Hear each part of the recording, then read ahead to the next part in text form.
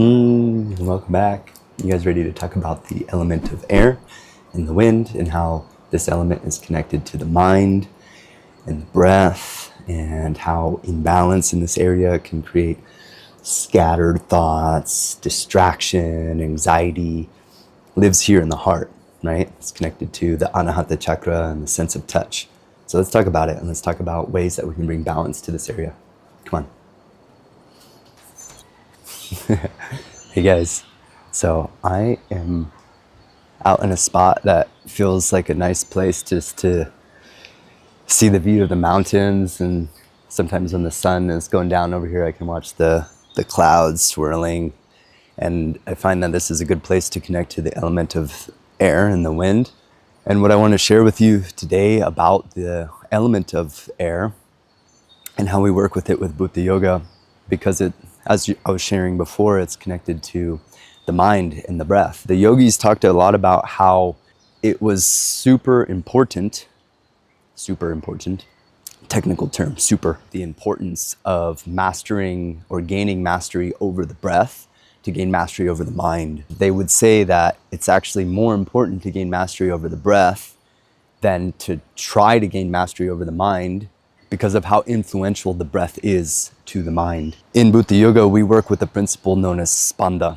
This is the fourth principle, because the air element is, of course, the fourth element at the heart. And the principle of Spanda means pulse. We're talking about the pulsation of the breath.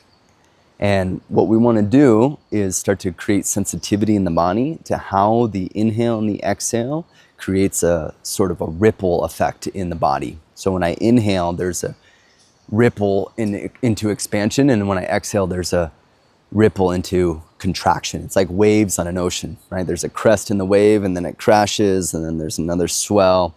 And so we can think of the breath a little bit like this wave analogy, and we can learn how to ride the breath almost like a wave. The way that we do that in specific, there's a couple different ways, but there's a really key technique that comes from Krishnamacharya that I want to share with you in this brief video. It's called encompassing the movement in the breath. I'll demonstrate this technique. I'll show two different ways. The first way is the most common way that people perform vinyasa, and the second way is the way that we do it with Bhūta Yoga. A simple vinyasa. Inhale, lift the arms overhead. So that's the inhale. Exhale, lower the hands down. So that's the exhale. Inhale, arms lift. Exhale, hands lower. I'll do it with you, okay?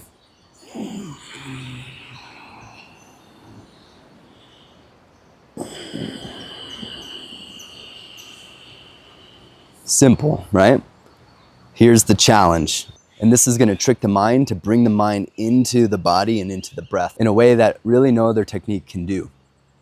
Watch. I'm going to start inhaling before I start moving, and I'm going to start exhaling before the next movement comes. So see if you can pay attention.